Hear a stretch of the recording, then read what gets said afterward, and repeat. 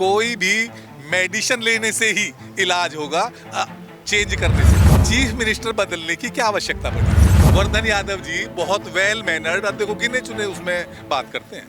हरियाणा का मूड क्या चाहता है, ये जानने के लिए न्यूज़बीन की टीम पहुंची है हरियाणा के गुरुग्राम में। यहाँ की जनता से सीधा सवाल करेंगे, वो आखिरकार किसकी सरकार चाहती हैं। अब की बार किसकी सरकार? अब की बार भूपेंद्र कांग्रेस की सरकार और भूपेंद्र हुड्डा जी के नेतृत्व में अब की बार 100% कांग्रेस की सरकार बनेगी, क्योंकि लोकसभा के चुनाव ने दिखा दिया था कांग्रेस का वोट प्रतिशत 46% था, जो पूरे हिंदुस्तान में कांग्रेस पार्टी का सबसे ज़्यादा वोट प्रतिशत था। अगर उस 46 वोट प्रतिशत को विधानसभा की सीटों में कन्वर्ट करते हैं तो वो 52 सीटें बनती है। और लोकसभा से अब तक इतना परिवर्तन आ गया कि जनता चुनाव लड़ रही है, जनता बीजेपी से आक्रोशित है और कम से कम हरियाणा में कांग्रेस की 70 सीटें आएंगी। 70 सीटें तो पूर्ण बहुमत से सरकार बनाने जा रहे हैं कि इस बार कांग्रेस की? उसमें तो कोई डाउट है ही नहीं कि कांग्रेस की सरकार आएगी, लेकिन आएगी क्यों, उसके कारण आप जानिए। क्योंकि हमारे यहाँ सबसे पवित्र डिस्ट्रिक्ट कोर्ट में न्याय का मंदिर होता है। हमारी डिस्ट्रिक्ट कोर्ट से भूपेंद्र यादव जी और गोपीचंद गहलोत जी और सुधीर सिंगला जी, ये इतने वो हुए हैं। आज हमारे कोर्ट की हालत तो जो है वो सबको पता ही है, सबका आना जाना भी है। लेकिन गुड़गांव की हालत उससे भी बदतर है, बहुत बुरा, अंबर लगा हुआ है।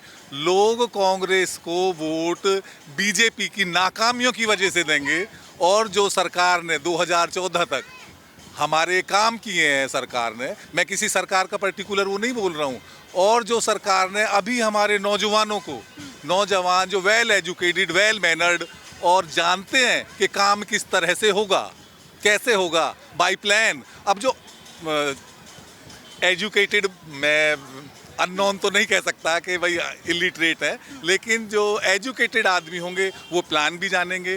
पर ये कहने से कि भाई मैं काम ये करवा दूंगा, अधिकारों को कोई भी अधिकारी पागल नहीं है, वो भी एजुकेटेड है, उनसे काम करवाना। कांग्रेस की जब सरकार थी तो वो भी कहती थी हम करवा देंगे, तब बदलाव चाहा तो बीजेपी की सरकार बन गई। लेकिन काम करवाया, काम करवाते थे।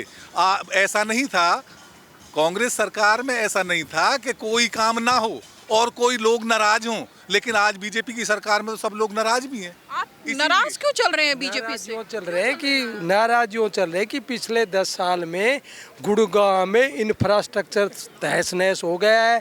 शिक्षा ना, आप ये देख लो, सिविल हॉस्पिटल 10 साल से तोड़कर पार्किंग बना दिया। एक आम गरीब आदमी, गुड़गांव इतना मेट्रोपॉलिटन सिटी है, उसमें सिर्फ एक सिविल हॉस्पिटल, और गुड़गांव के साथ बादशाहपुर को भी वो फीड करता, वो भी तहस नहस कर दी। एक सामान्य बस अड्डा गुड़गांव में पूरे हिंदुस्तान के क्या पूरे वर्ल्ड के लोग बसते हैं, और सामान्य बस अड्डे के लिए आपने चंडीगढ़ जाना है, हरिद्वार जाना है, उत्तराखंड जाना है और कहीं जाना है तो कोई सुविधा ही नहीं है। बस स्टैंड भी टूट गया। और वाटर लॉगिंग इतनी है कि जब भी पानी भर जाता है तो पूरे हिंदुस्तान में गुड़गांव का न्यूज़ वाले सबसे पहले दिखाते हैं कि गुड़गांव पानी निकासी की जो समस्या है वो यहाँ पर बनी हुई है। आप जवाब देना चाह रहे थे बीजेपी से नाराजगी को लेकर, क्यों? अगर बीजेपी बहुत अच्छी सरकार थी, लोग खुश थे, तो अचानक बीजेपी गवर्नमेंट को या सेंटर गवर्नमेंट को या हरियाणा गवर्नमेंट को चीफ मिनिस्टर बदलने की क्या आवश्यकता पड़ी? फिर नायब सिंह सैनी जी को चीफ मिनिस्टर बनाया गया। ऐसा क्यों? क्योंकि खट्टर साहब से लोग नाराज थे, एडमिनिस्ट्रेशन कोई काम बढ़िया से नहीं कर रहा था कुछ भी। फिर नायब सिंह सैनी जी को चीफ मिनिस्टर बना दिया, वो मात्र 6 महीने के लिए ओनली। उसका कोई वर्चस्व नहीं है, कोई भी मेडिसिन लेने से ही इलाज होगा, चेंज करने से। अभी तक सीएम फेस डिक्लेयर नहीं किया गया है कांग्रेस पार्टी की तरफ से, तो सीएम फेस किसको देखना चाहते हैं आप? दीपेंद्र हुड्डा, भूपेंद्र हुड्डा या कोई और? ये तो पार्टी का अपना डेकोरम है कि जो भी हाई कमान करती है और जिसको इस काबिल समझती है कि ये अच्छे से संभाल सकते हैं, जिन्होंने संभाला है, संभाल सकते हैं, उनको डिक्लेयर करेगी, कोई प्रॉब्लम नहीं है। कांग्रेस पार्टी में अंदरूनी कलह चल रही है, उसको लेकर क्या कहेंगे? कांग्रेस कोई कलह नहीं है, ये विरोधियों का है, जो भी है प्रोपगंडा है कि कलह से क्या प्रॉब्लम होती है? कलह से कोई प्रॉब्लम नहीं है, किसी को नहीं है। कोई अपोजिशन में कोई भी भाषणबाजी तो कोई नहीं कर रहा है ना। कलह की उनको क्या पता, घर में तो सबके कलह हो जाती है। टिकट तो एक ही कैंडिडेट को मिलती है, टिकटों का वो होता है। तो मतलब जो टिकट का बंटवारा है वो सही तरीके से नहीं हुआ है। नो नो, वो उनमें भी मैम ऊर्जावान, शक्तिवान, एडमिनिस्ट्रेशन के और एजुकेटेड, मतलब अच्छा कोई भी कैंडिडेट चुन के लेके आए हैं। हुड्डा साहब ने अच्छे कैंडिडेट दिए हैं और लोग उनके पीछे दीवाने हैं। सोसाइटियां हैं हमारे यहाँ, इलिटरेट लोग नहीं है।